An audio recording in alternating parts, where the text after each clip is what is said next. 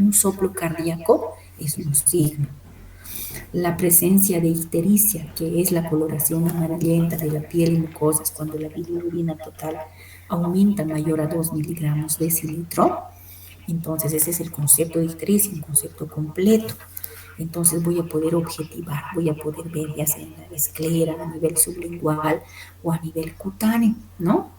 Para diferenciar de una pseudoictericia donde solamente tenemos la coloración amarillenta en la piel, no así en las mucosas, que nos ayuda clínicamente a diferenciar una ictericia de una pseudoictericia. Lo mismo las áreas equimóticas corresponderán a un signo, porque yo estoy viendo en los flancos o a nivel periumbilical que si nosotros vamos a ir revisando síndromes y manifestaciones de estos síndromes, esto corresponderá a la manifestación del signo de Cullen o el signo de Grey-Turner en los flancos, ¿no? La equimosis periumbilical, el signo de Cullen, y la equimosis en flancos, el signo de Grey-Turner, que se presenta en la mayor parte de los casos cuando existe una pancreatitis aguda necrohemorrágica, es un signo característico. Entonces, el ir juntando signos y síntomas nos ayuda a definir lo que es un síndrome, ¿ya? Ahora bien, otra manifestación objetiva, y a mí me gusta que la clase con ustedes sea participativa, sin miedo a preguntar, sin miedo a participar, porque eso es lo que quiero, que ustedes vayan desarrollando esa capacidad de preguntar, de realizar, de tener curiosidad por las distintas patologías. Ustedes ven aquí un paciente. ¿Estará normal este paciente? Parece que no. Primero es un paciente senil, pero vemos característicamente cuando revisamos al principio lo que nos llama la atención en la parte clínica siempre son las asimetrías. Eso nos ayuda mucho. Y ustedes ven acá cómo existe un estrabismo convergente del ojo izquierdo. Entonces ahí viene la pregunta, ¿por qué puede ser este estrabismo convergente de un solo ojito? Y ahí vamos analizando. Hay un músculo acá que se llama recto externo. Hay un par craneal ahí que es el nervio abducens, ¿no? O el par craneal, el sexto par, que al estar parético no me inerva el músculo y por lo tanto no existe actividad en ese músculo y me va a producir esto. Entonces, muchos de los signos cuando ustedes vayan viendo, tienen que ser explicados fisiopatológicamente. Es por eso que la materia de fisiopatología se lleva también en este año. Y esto nos va a ayudar a ir razonando y a ir explicando los distintos signos y síntomas que vamos a encontrar. ¿Qué ven acá? Hay otro paciente. Estamos haciendo ahí el reflejo fotomotor, ¿no? Que normalmente como van aquí es anormal en el ojo izquierdo. ¿Por qué? Porque ven midriasis. Ven en este ojo que es lo normal. Cuando yo induzco a la luz por el nervio óptico hasta el tronco, va a ser sinapsis, va a volver por el tercer par craneal y me va a producir miosis. Pero ustedes ven acá en el ojo izquierdo algo anormal. Estimulamos con la luz y al contrario, existe más bien una midriasis.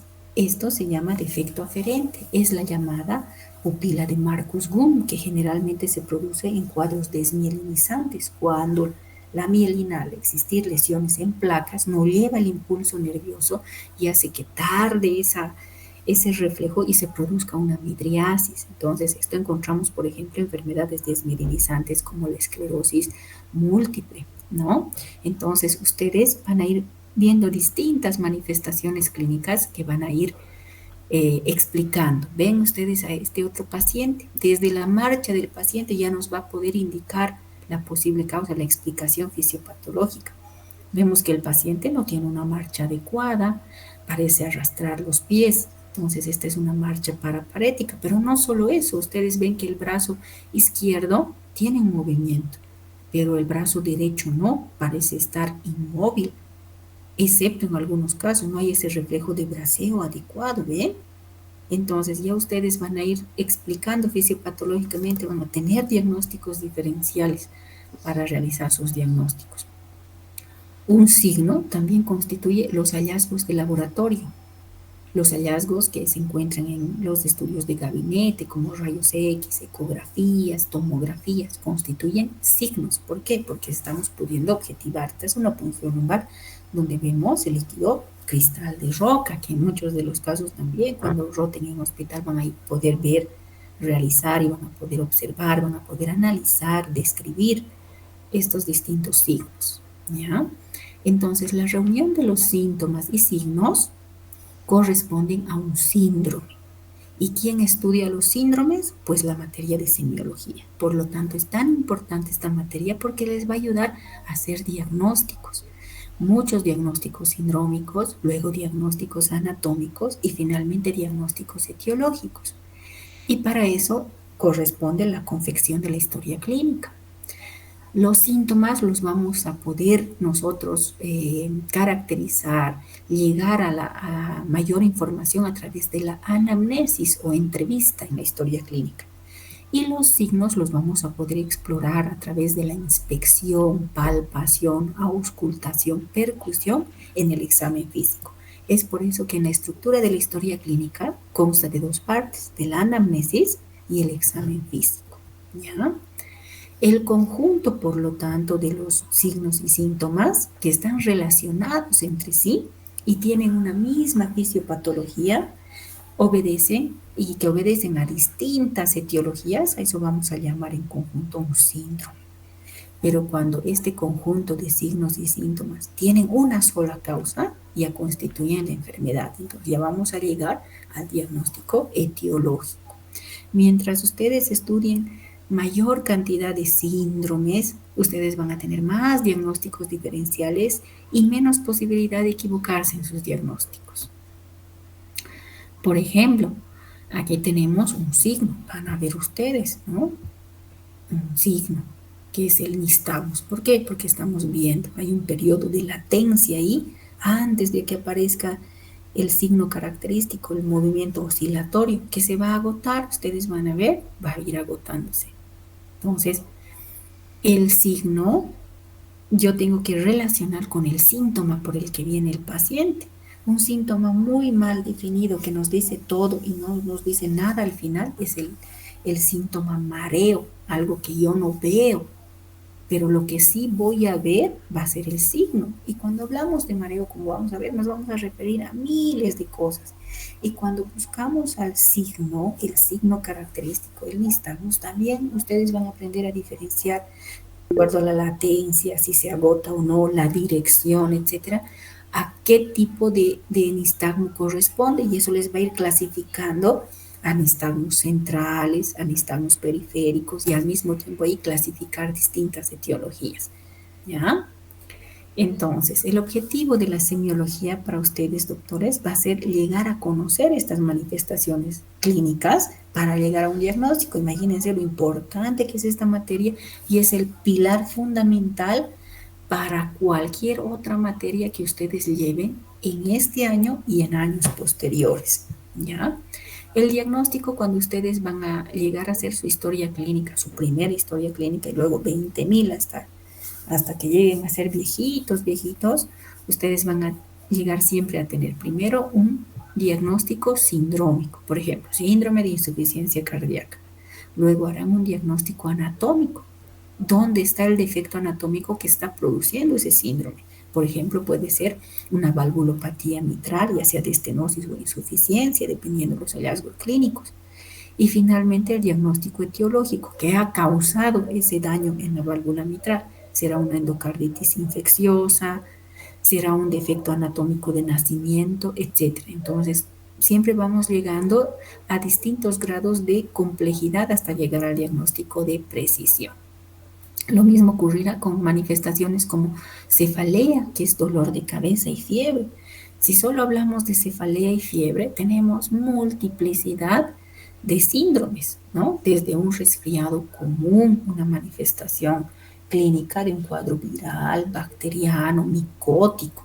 Pero si a eso vamos agregando, por ejemplo, trastorno de conciencia, alteración de conciencia, el paciente está confuso, no responde, está desorientado, ya no solo pensaremos en un cuadro viral respiratorio, pensaremos en algo más que me está comprometiendo el encéfalo. Entonces, la suma de varios datos, de varios síntomas, de varios signos, nos va a ayudar a llegar a un diagnóstico sindrómico. Y si asociamos signos más como la rigidez de nuca, el signo de Kern y Brusinski, entonces llegaremos a más diagnósticos, como ven acá, ¿no? Perdón. Y ahí llegaremos a un diagnóstico sindrómico, por ejemplo, síndrome meningio. ¿Dónde estará el defecto anatómico? En la meninge o el encéfalo, dependiendo, ¿no?, si hay compromiso de conciencia. Y el diagnóstico diferencial será un cuadro meningio infeccioso, será una hemorragia subaracnoidea. Y el diagnóstico etiológico, cuál ha sido el factor infeccioso desencadenante para la meningitis infecciosa o para la hemorragia subaracnoidea, habrá sido un TEC, un trauma cráneoencefálico, la ruptura de un aneurisma, etcétera. ¿Ya? Ahora bien, también hablan en los libros, en todo, sobre todo en los libros clásicos de semiología, el signo patognomónico, ¿no? Dice hacer aquel signo o síntoma muy distintivo, muy característico de una enfermedad determinada, que solo cuando yo veo, estoy seguro que es esa enfermedad. Por ejemplo, las manchas de Koplik en el sarampión, el signo de Koplik, o los dientes de Hutchinson en la sífilis hereditaria. Cuando yo veo, sospecho de esa enfermedad, estoy 100% segura. Pero generalmente en la medicina esto ocurre en menor porcentaje, ¿no? Eso de encontrar un signo, un síntoma característico o patognomónico que llamamos, nos implicaría que tenga una sensibilidad y una especificidad del 100%, es decir, ausencia de falsos positivos y falsos negativos. Ustedes se van a familiarizar mucho con estos dos términos, es más, ya los conocen, porque hemos visto eso en las materias, sobre todo de parasitología, de microbiología, cuando nos han enseñado, ustedes han leído la sensibilidad de una prueba, la especificidad de una prueba, que en las más de las veces al no comprender el concepto pasábamos por alto o aprendíamos de memoria. Entonces, en la medicina actual, en la medicina basada en evidencia, esto nos ayuda mucho porque nos acerca a un diagnóstico o nos aleja de un diagnóstico. Entonces, vamos a conocer a qué se refieren estos conceptos para que ustedes no aprendan de memoria, sino aprendan razonando. Y hablamos de sensibilidad de un signo, síntoma, a la posibilidad de una prueba, de un signo o de un síntoma de ser positivo cuando realmente el paciente está enfermo. O sea, la sensibilidad nos aproxima a un diagnóstico, nos ayuda a confirmar lo que estamos sospechando, ¿no? Por ejemplo, si un test tiene una sensibilidad del 98%, si yo encuentro eso, estoy 98% segura de que va a haber esa enfermedad. Y quiere decir que va a haber falsos negativos en un 2%, o sea que me van a dar siendo positivo, negativo, pero en una mínima cantidad, ¿ya? Y especificidad se refiere a la capacidad de una prueba de darnos negativo cuando el paciente está sano, o sea, cuando no tiene esa enfermedad. Entonces, la especificidad nos ayuda a descartar las enfermedades. Por ejemplo, el decir que un test tiene una especificidad de un 92%, quiere decir que va a tener falsos positivos solo en un 8%. Me ayuda a descartar enfermedades. Si no encuentro yo esa manifestación, por ejemplo, una especificidad de un 92%, estoy bastante seguro de descartar esa enfermedad. Me estoy alejando de esa sospecha diagnóstica. Y en los últimos libros que ustedes van a revisar, de hecho, Argente es uno de ellos, les van a mostrar que existen, ahí les va a poner en una tabla muchos signos y síntomas en cuanto a su especificidad y su sensibilidad. ¿Para qué nos ha servido esto? En los libros más clásicos, ustedes van a ver signos, por ejemplo, de la apendicitis aguda, más de 100 signos con nombres propios, que es característico esto de la escuela francesa.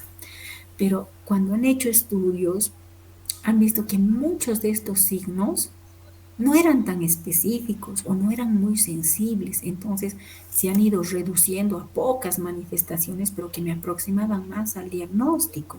Entonces, para eso nos sirve el ver la sensibilidad y especificidad de una prueba laboratorial, que es un signo, o de una manifestación clínica, que es un síntoma, ¿ya?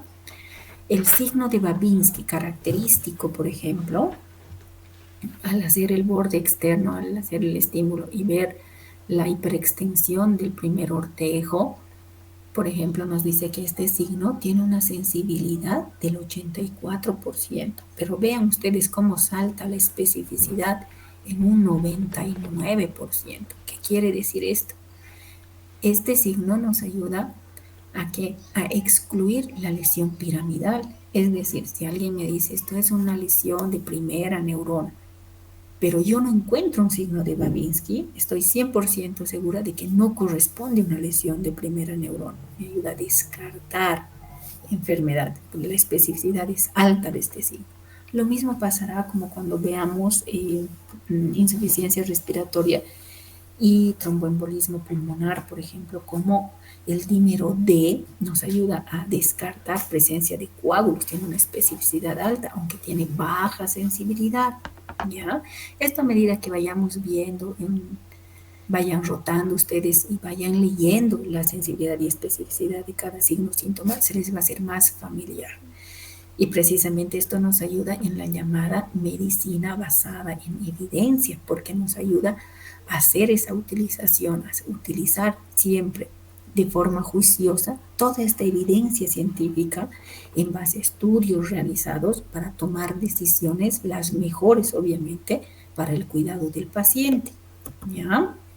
En realidad esto nos ayuda a decir, buscar el mejor resultado en cuanto a tratamiento, en cuanto a signos, síntomas, pruebas de diagnóstico asociada a la experiencia clínica y siempre adaptar esa información a cada paciente en particular. Y es así que esta medicina basada en evidencia nos enseña también a tratar en forma diferenciada a cada paciente, no una receta de cocina. Nos ayuda a marcar los pasos, el camino a seguir mediante guías que nosotros llamamos, como su nombre dice, guías, para nosotros llegar a la mejor evidencia posible y tratar de ayudar en lo mejor posible al paciente. ¿Ya? Y ustedes tienen ahora inteligencia artificial, tienen buscadores médicos. En realidad, mucho antes incluso de la época de la pandemia, hemos tenido acceso a la tecnología. Ustedes tienen ahora esta información al alcance de la mano en un celular. Entran a las mejores bibliotecas del mundo para adquirir esta información. ¿No? Tanta facilidad que a veces nos olvidamos, ¿no?, de razonar un poquito. Es más, aunque teniendo el instrumento no lo utilizamos, y eso sería un error para ustedes. El Ministerio de Salud ha lanzado la séptima edición del concurso científico boliviano sobre enfermedades raras o poco frecuentes. ¿De qué trata? A continuación los detalles. Este concurso busca visibilizar y documentar casos clínicos en el país. Está dirigido a estudiantes, profesionales de la salud y familiares de pacientes que deseen aportar con investigaciones científicas. Los participantes podrán presentar estudios clínicos, series de casos o investigaciones analíticas. Los trabajos deben ser originales, contar con respaldo diagnóstico y cumplir con las normas éticas de investigación. Los resúmenes deben enviarse al correo enfermedadesrarasbolivia@. ¿Entienden? Entonces les mando a ustedes esta curiosidad, porque sé que en sus rotaciones de aquí en adelante, ustedes pueden ser los grandes descubridores brillantes que den lugar a la investigación de casos raros. En Bolivia se ha descrito 14 casos clínicos raros. Entonces, ustedes al rotar la materia de semiología se constituyen en esos investigadores. Desde hoy empieza la parte científica para ustedes. He tenido muchos grupos que han llevado sus casos clínicos a exposiciones, entonces si han dejado de lado esta parte investigativa, es muy bueno formar parte de las sociedades científicas. Ustedes tienen una sociedad científica de estudiantes, participen con temas de investigación. De hecho, muchos de mis estudiantes han hecho trabajos de investigación que los han expuesto en sus congresos. Y esta es un anzuelo para ustedes, para que vayan descubriendo enfermedades raras a través de signos y síntomas. Y han visto, hasta hay un concurso. Entonces, ustedes pueden, está dirigido a estudiantes, no solo médicos. Entonces, pueden ustedes ser parte de este proceso, de este concurso a nivel nacional. ¿Ya? Muy bien. Entrando a la historia clínica como tal, este es un método tradicional que ya desde Hipócrates ha sido reconocido. Entonces, ustedes dirán, ¿para qué yo hago una historia clínica? Pues la historia clínica se realiza para saber hacer algo sabiendo lo que estoy haciendo. Es decir, me ayuda a conducir mi actitud médica, ¿ya? Porque si no haríamos cualquier cosa. Entonces, es para hacer sabiendo lo que estoy haciendo. Me ayuda a tener ese método científico. Y es así que la historia clínica se constituye primero un documento privado, técnico, clínico, legal, obligatorio y sometido a reserva, en el cual yo voy a registrar en forma cronológica, como un cuentito, las condiciones de salud del paciente y todos los actos médicos que se han realizado, todos los procedimientos que se han ejecutado por el equipo de salud y todas aquellas personas que intervengan en el proceder del paciente. Una buena historia clínica, doctores, no siempre va a ser la más larga, sino aquella que va a brindar una información bien ordenada, ajustada a la veracidad de los hechos, a lo más veraz posible. ¿Ya? Decimos que es un documento médico porque describe los hallazgos semiológicos, los métodos diagnósticos, la terapéutica empleada. Y es un documento humano porque va a reflejar la relación médico-paciente con el objeto del alivio de este último. Ustedes van a ver que ustedes van a llegar a conocer en algunos casos más historia del paciente en el ámbito personal, no solamente médico, que la familia inclusive. Van a ser, como decían muchos de nuestros docentes clásicos, van a ser los confidentes de su paciente. Y llega a haber tanta relación médico-paciente que un médico se convierte en el confidente de su paciente, ¿no? Es un documento legal porque los datos que están descritos, escritos en su historia clínica, van a emplearse como testimonio del diagnóstico, del testimonio de la terapéutica que han empleado, de acuerdo siempre a las normas de la práctica clínica. Entonces, por eso constituye un documento legal y en realidad esto está surgiendo más por muchos casos que han sido, como les digo, denunciados a veces, en muchos casos de repente de manera correcta y en muchos de manera injusta. Entonces, ustedes al elaborar, ahora están en la base de todo para elaborar una buena historia clínica. Lo que aprendan este año les va a servir para todos los años y por lo tanto tienen que aprender a hacerlo lo más correctamente posible y lo más completa posible. ¿Por qué? Porque ustedes van a ver a menudo estos datos, ¿no? O sea, negligencia médica no tiene fronteras y a eso se presta en muchos casos prensa amarillista, que obviamente al no conocer de medicina emplea términos que no corresponden a la veracidad, ¿no? Y para eso ustedes también tienen que estar preparados y conocer términos muy, muy importantes que van a ir manejando, como el término impericia, imprudencia y negligencia. Entonces vamos a conceptualizar impericia. Se refiere a la falta de pericia, ¿no? Un perito es aquel que tiene conocimiento de sus acciones, tiene experiencia, tiene habilidad en realidad de realizar la ejecución de ese proceder. A eso llamamos pericia. Y obviamente eso para no perjudicar al paciente, ¿no? Y cuando hablamos de impericia, decimos falta de pericia, falta de sabiduría en esas acciones, falta de experiencia en la habilidad de ejecución de su profesión, ¿ya?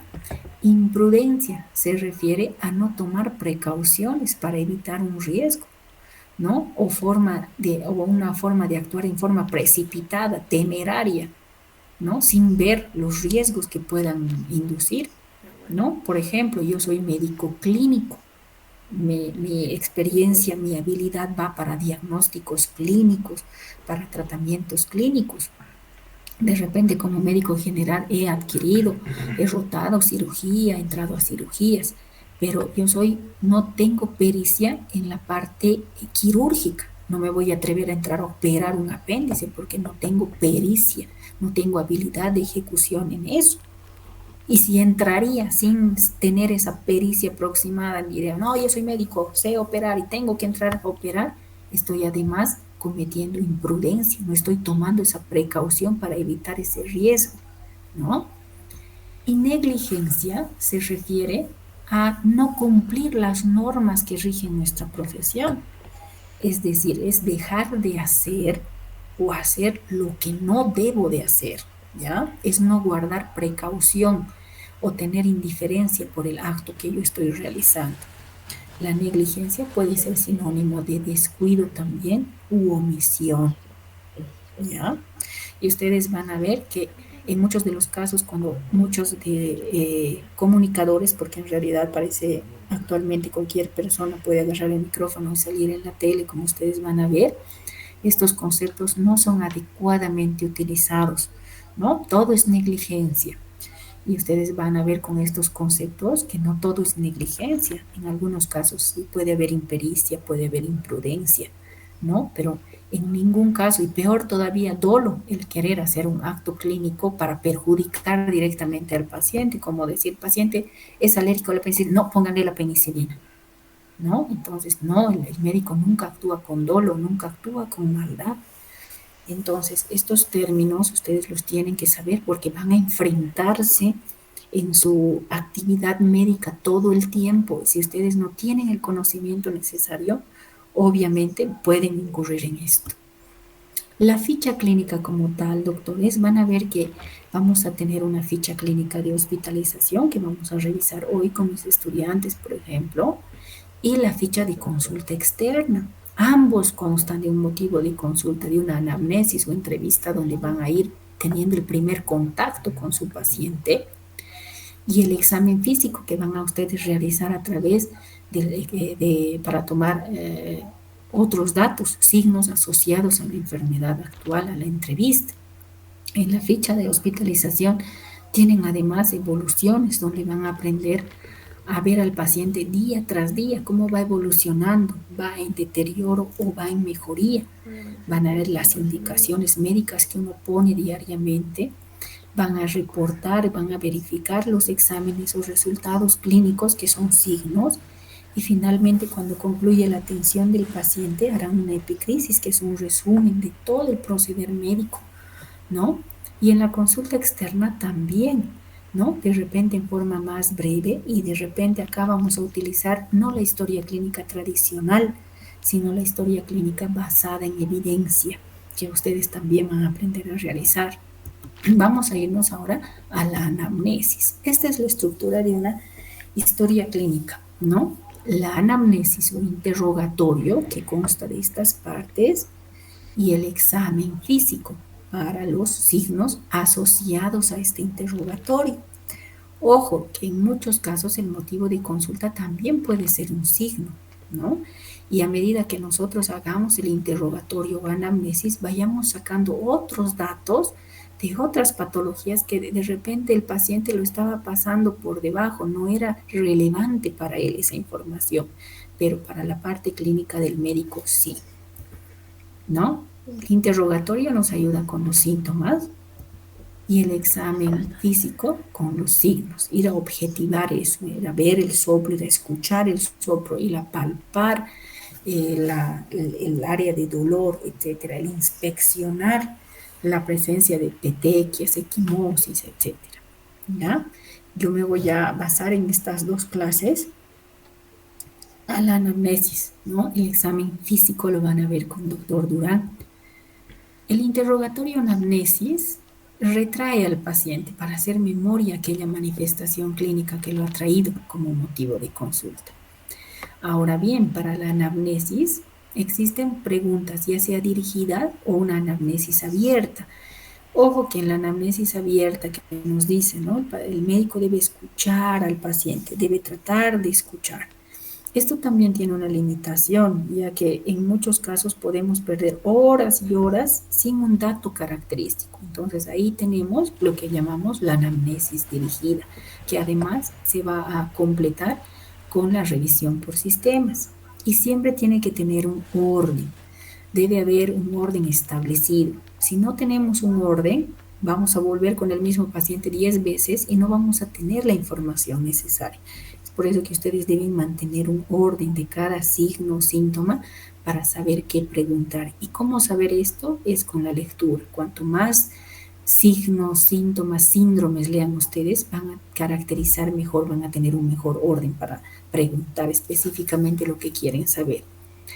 Debe haber un ambiente tranquilo, debe reunir una información completa, ya sea por los familiares o por el mismo paciente.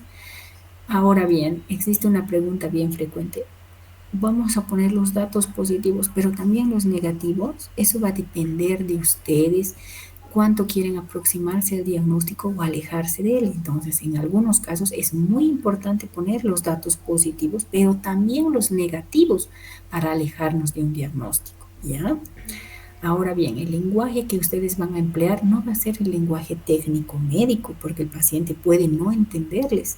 Nos vamos a adaptar al nivel de formación del paciente para sacar la mejor información posible. El utilizar un lenguaje técnico nos va a impedir entrar en confianza uno con el paciente y nos va a incapacitar para obtener la información del paciente. El vocabulario técnico, ¿cuándo lo vamos a utilizar? Cuando hagamos ya nuestro resumen, hagamos la escritura de la enfermedad actual. Ahí emplearemos términos técnicos que se van a adecuar al síntoma que nos dice o al signo que hemos visto en el paciente. Entonces, ya en la historia clínica vamos a nosotros escribir y describir con ese lenguaje técnico. Pero mientras estamos con el paciente, dependiendo del nivel de formación del paciente, nosotros tenemos que adaptarnos. De ahí surge la inteligencia del médico, ¿no? El tratar de recoger la mejor información posible, adaptándonos al nivel académico, al nivel de formación que tenga ese paciente para sacar lo mejor que podamos en información. No existe algo que dice, no se ha podido, no hemos podido, no existe eso en medicina lamentablemente. Si no contamos con una entrevista, ya sea porque el paciente está inconsciente, contamos con la otra parte, que es el examen físico, ir a buscar datos aunque el paciente esté inconsciente. Entonces, es imposible decir que no se ha podido realizar una historia clínica. Ahora, en muchos de los casos, esta parte de la historia ha sido, qué sé yo, subvalorada, ¿no? Por la tecnología. Entonces nos hemos vuelto médicos de exámenes clínicos, ¿no? Dolor de cabeza, tomografía, tos, tomografía de tórax. Entonces, ha sido reemplazada y en muchos de los casos con gastos insulsos para la institución o para el mismo paciente, que si nosotros hubiéramos hecho una anamnesis, un interrogatorio detallado, nos hubiéramos ahorrado de eso. Es más, tenemos ahora a los pacientes, ¿no? No sería importante, doctor, hacerme una endoscopía. He leído en internet que puede ser esta enfermedad. O sea, el paciente tiene acceso, y eso es algo bueno, tiene acceso a información, pero no siempre tiene una interpretación adecuada como la tiene el médico. Entonces, una buena anamnesis nunca va a ser reemplazada por los exámenes o métodos diagnósticos, doctores. Cuando nos preguntaban y nos decían nuestros doctores, cuando nosotros estábamos en formación, nos decía, vale más si uno tiene 10 minutos para realizar una historia clínica, de los 10 minutos, emplee 8 en la anamnesis o interrogatorio y 2 en el examen físico. ¿Por qué? Porque si yo tengo una buena información del paciente, voy a saber qué voy a ir a auscultar, qué voy a ir a tocar directamente, porque ya tengo ese dato. El examen físico, nos decía, no puede ser cualquier persona, pero la anamnesis o la entrevista, ese criterio clínico de catalogar o de obtener información y correlacionar esa información para un diagnóstico, solo el médico.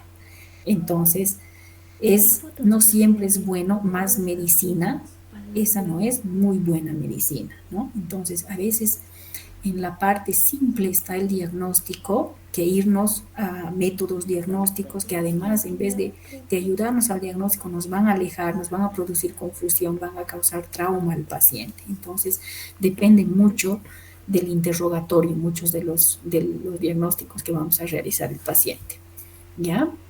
Como les decía, la anamnesis representa, yo no diría la mitad, sino el 80% del diagnóstico. Y Para eso nos decían, ¿no? Basta una hora de un buen interrogatorio que 10 horas de exploración física porque nos perdemos. Vamos a buscar, el paciente está viniendo con dolor abdominal y vamos a hacer examen otoscópico. No. Entonces, si hacemos una buena anamnesis, vamos a ir a obtener los signos que queremos ver. El lugar debe ser, ya les he mencionado esto, debe ser apropiado, silencioso, no ser interrumpido por el uso de celulares que vamos viendo. El paciente debe haber una conexión con su paciente, viéndole a los ojos, etcétera. No estar distraído, porque eso además constituye una falta de respeto para el paciente y para ustedes mismos como médicos.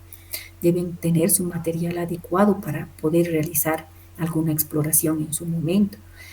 Debe haber confiabilidad, un secreto profesional, es decir, lo que el paciente me está diciendo es una información que yo debo mantener siempre como ser una persona confiable, el secreto profesional. De repente muchas de las manifestaciones que nos va a decir el paciente no sabe la familia y yo tengo para dar información a la familia.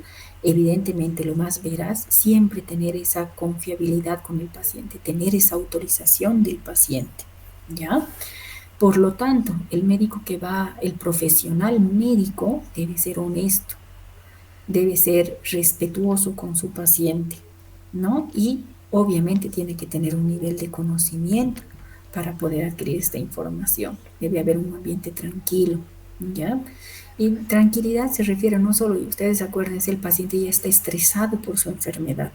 El que vea otro médico estresado no ayuda mucho, ¿no? Hemos visto en muchos de los casos cuando el estudiante entra a la sala y ve algo que no le agrada, pone muecas, etcétera, y eso no va con la parte médica, porque el paciente al ver al médico más asustado que él, imagínense cómo vamos a ayudar a ese paciente.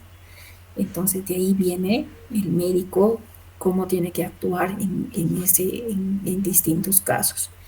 Y debe dirigir la entrevista escuchando, debe saber preguntar en qué momento interrumpir. Y eso ustedes lo van a ver todos los días cuando vayan rotando de aquí en adelante, ¿no?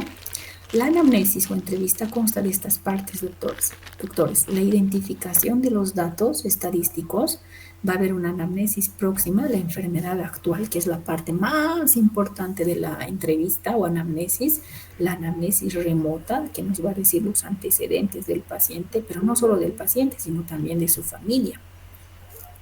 Y una anamnesis breve que nos va a ayudar a completar todo, que es la revisión por sistemas. La revisión por sistemas no es un examen físico, es parte de la anamnesis, es una entrevista dirigida, ¿ya? Vamos a ver. La identificación. Empieza, ustedes van a ver, por el nombre. Ya no decimos sexo, ¿no? Decimos género ahora, porque últimamente hay bastantes géneros, género binario, no binario, no sé, cosas que yo hasta ahora tampoco entiendo mucho, pero las respeto. La edad del paciente, el lugar de origen, de dónde nació el paciente y dónde reside actualmente, no solamente el lugar de nacimiento, porque un paciente puede haber nacido en un lugar y vivir muchos más años en otro y adquiere ahí todos los factores de riesgo del lugar actual donde el paciente reside. Entonces, no solamente es poner el lugar de origen o procedencia, sino también dónde reside actualmente y cuánto tiempo. Por ejemplo, paciente nacido en la ciudad de La Paz, pero residente en Cochabamba desde hace 9 años. Entonces, a este paciente va a adquirir todos los riesgos epidemiológicos del lugar actual donde reside, ¿ya? La fecha de nacimiento que nos va a ayudar en muchos casos para la edad. Hay muchos pacientes adultos mayores que solo saben la fecha de nacimiento y no se acuerdan la edad o es confuso este dato. El estado civil, la ocupación actual, ¿no? La ocupación, no solamente si el paciente es maestro, por ejemplo, pero la ocupación actual no es de maestro, puede tener otra ocupación adicional a la de maestro. Entonces, todos estos datos nos ayudan a configurar con la anamnesis muchos datos que nos ayudan al diagnóstico. La religión. La religión no es solo para saber si es católico, es testigo de Jehová, es protestante, no, sino nos indica un hábito, el estilo de vida que el paciente tiene. Por ejemplo, de repente, ahora hemos pasado el carnaval, ¿no?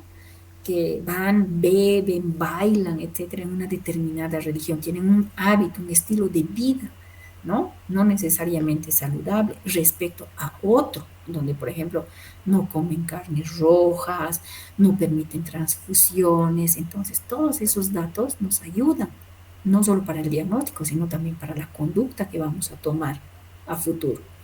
El grado de escolaridad para saber precisamente qué tipo de lenguaje voy a utilizar en el paciente. El domicilio me sirve por la distancia que existe en muchos casos al centro de salud.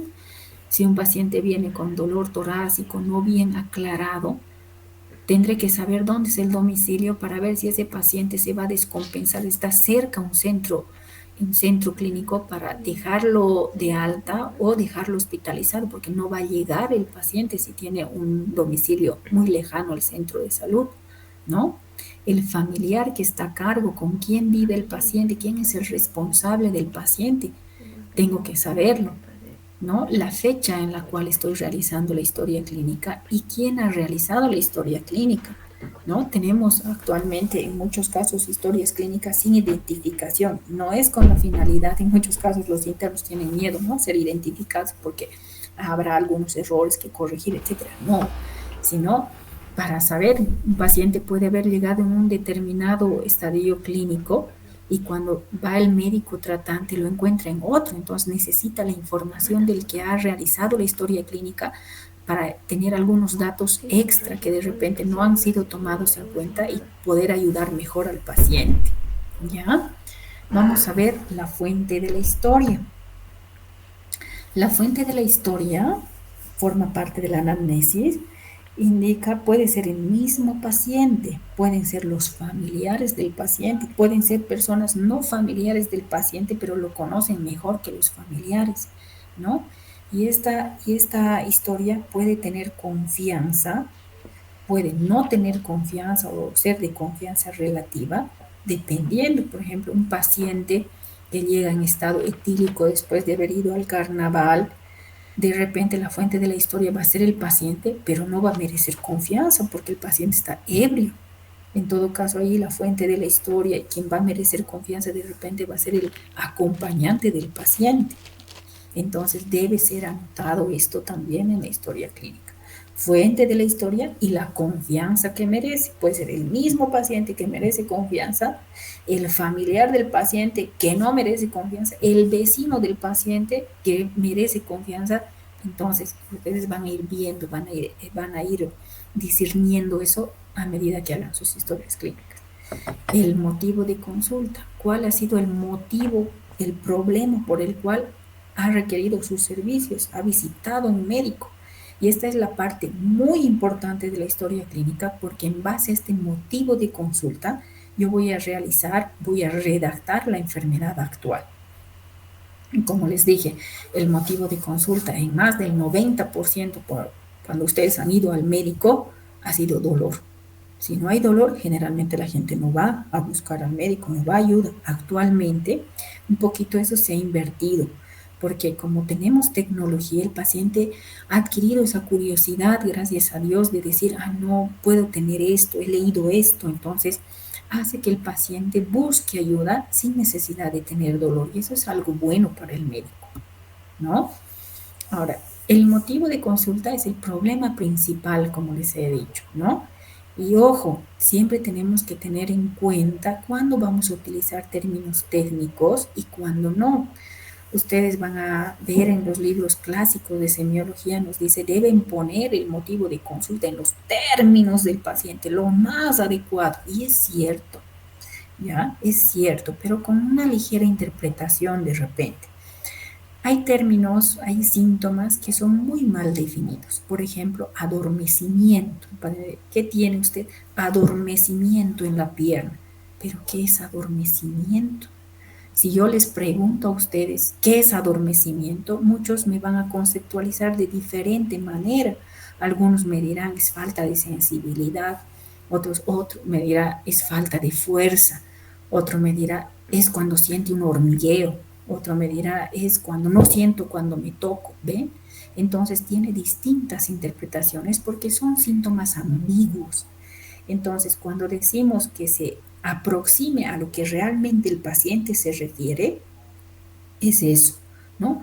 Puedo poner adormecimiento, el paciente describe sensación de falta de sensibilidad en la cara lateral de la pierna, o se refiere a pérdida de fuerza en la pierna izquierda. Entonces, a lo que se refiere el paciente. No debo sobreentender mi concepto, o sea, para mí adormecimiento es pérdida de sensibilidad y de repente el paciente no se refiere a pérdida de sensibilidad. De repente para el paciente adormecimiento es falta de fuerza, es un trastorno motor. Entonces, si yo coloco mi interpretación encima del paciente, mi motivo de consulta está errado. Por ende, toda mi enfermedad actual errada. Mi diagnóstico errado. ¿Voy a ayudar al paciente? No. Por lo tanto, debemos de aproximarnos siempre a lo que se refiere el paciente. En muchos de los casos, los pacientes dicen, ¿pero a qué se refiere ustedes con adormecimiento? Pero adormecimiento, pues doctor, adormecimiento, ¿no? Entonces tienen que tratar de indagar. Ahí vienen ustedes, la inteligencia de ustedes para saber tratar de llegar a la manifestación correcta, ¿no? Tienen que darse modos para llegar a eso. Un ejemplo, cuando el paciente viene, ¿no? Tengo dolor en el tórax, por ejemplo. No va a decir tórax, dolor en el pecho, les van a decir. Entonces, y algunos dicen, ¿y a qué se parece este dolor? Como si me hubiera pisado un elefante. Entonces nosotros lo interpretaremos ya en nuestra enfermedad actual, ya no diremos, tiene dolor en el pecho como le hubiera pisado el elefante en términos del paciente. No, ya vamos a adaptar ese término en la enfermedad actual a un término técnico, ¿no? Dolor opresivo en el hemitórax izquierdo. Entonces estamos adaptando ese lenguaje del paciente a un lenguaje técnico, pero ¿dónde? En la enfermedad actual. Pero en el motivo de consulta estamos poniendo lo más fidedigno, lo más parecido a lo que nos dice el paciente, ¿no? Lo mismo ocurrirá en una deposición negra de consistencia pastosa, de muy mal olor. Nosotros lo interpretaremos ya en enfermedad actual como deposición melénica, ¿no? Dolor al orinar, el paciente vendrá, motivo de consulta, dolor al orinar de 3 días de evolución, de 5 días o de una semana, que es importante poner eso para saber el carácter agudo crónico de ese síntoma. Y ya cuando redactemos la enfermedad actual, ya no es dolor al orinar iniciado, sino disuria. Estamos adaptando ese término del paciente a un término técnico, a un término clínico, ¿ya? O orinar varias veces en el día, como polaquiuria, por ejemplo, ¿ya? Un motivo de consulta, como les decía, no siempre va a ser un síntoma, puede ser un signo. Por ejemplo, el tener aumento de volumen en la pierna, como ve este paciente con trombosis venosa, una hemorragia subconjuntival, puede ser un motivo de consulta. Y los síntomas no siempre vienen así de fáciles, ¿no? Tengo náuseas, sino pueden ser términos ambiguos. Por ejemplo, el que les he dicho, adormecimiento, o mareo, o adinamia, astenia, saber diferenciar para utilizar eso. El paciente no les va a decir, tengo adinamia, tengo astenia, no. De repente el paciente les va a decir, no tengo ganas, no puedo moverme, no puedo alzar mi mano, no puedo alzar la adinamia. O el paciente ya tengo falta de fuerzas, tengo mucho cansancio, estoy agotada, no quiero hacer nada, tengo falta de energía, no quiero hacer, no tengo ganas. Entonces hablaremos de astenia, ¿no? Un cansancio no solo físico, sino mental. Entonces, son términos ambiguos que tengo que preguntar bien para utilizar ese término técnico ya en mi enfermedad actual. Lo mismo con mareo. Si yo les pregunto lo mismo, ¿qué será mareo? A ver, algo antes de que se duerman y acabemos la clase y vamos a conceptualizar este término. ¿Qué será mareo? A ver, Selene, tú que puedes hablar.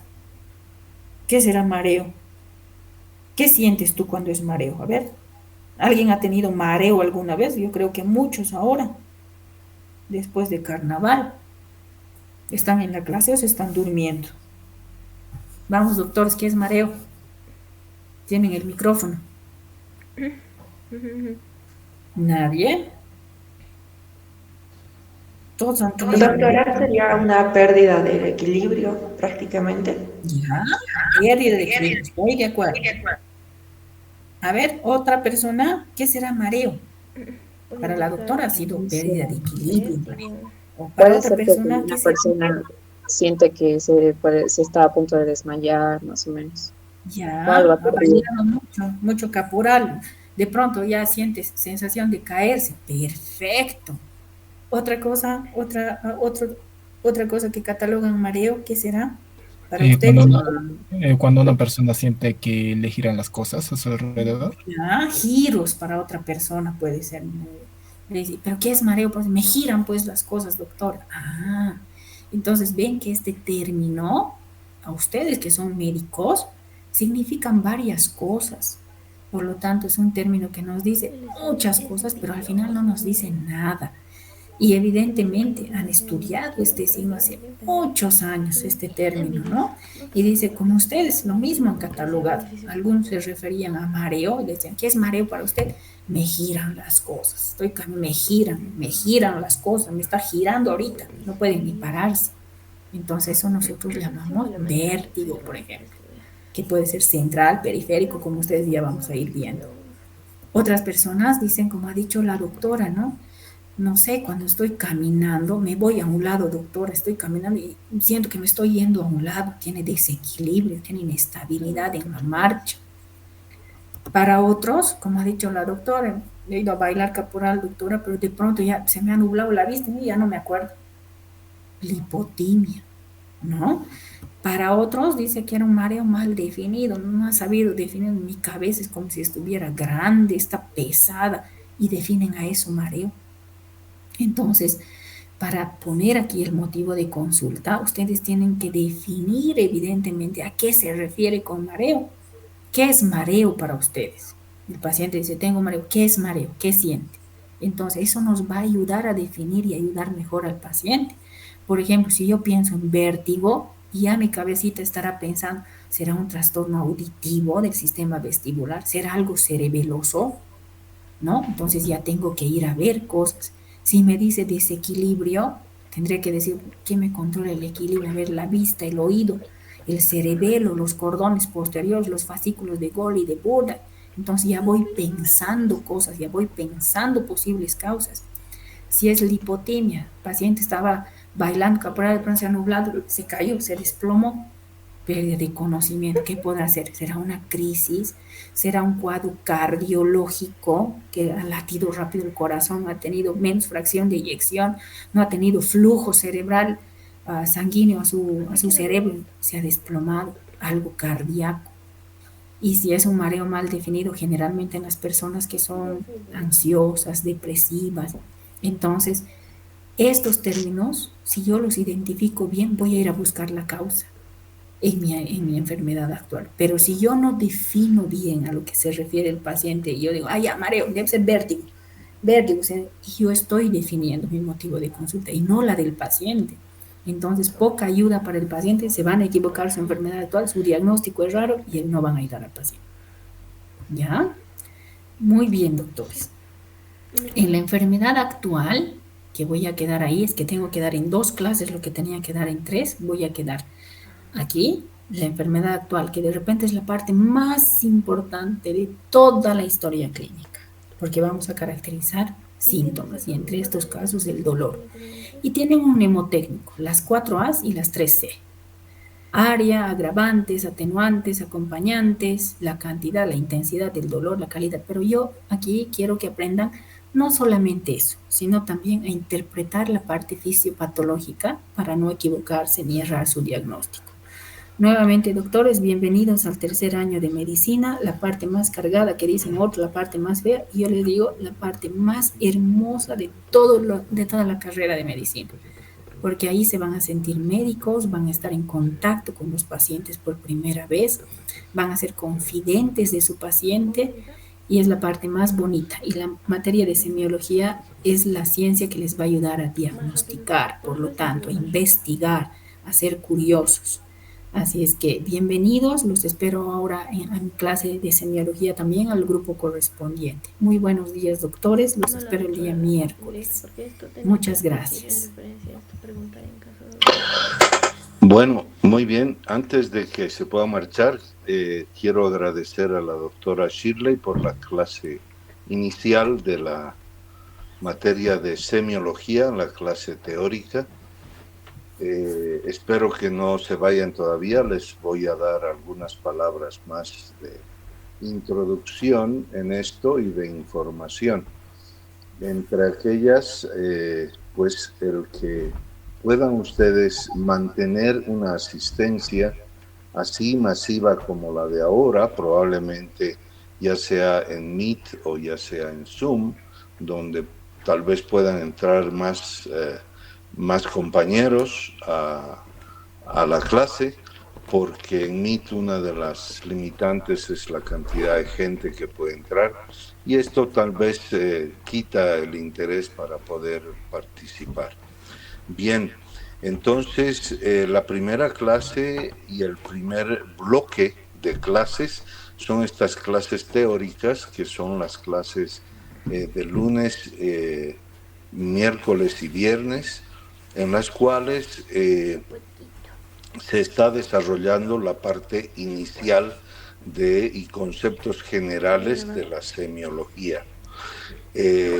También en estas clases, como bien ha hecho la doctora, pues pueden ustedes de alguna manera participar o hacer preguntas que en sus grupos de práctica les vayan diciendo, porque en las clases prácticas que empiezan también hoy día, se va a llevar esta parte general donde los colegas docentes van a instruir a los alumnos. Entonces hay que siempre cotejar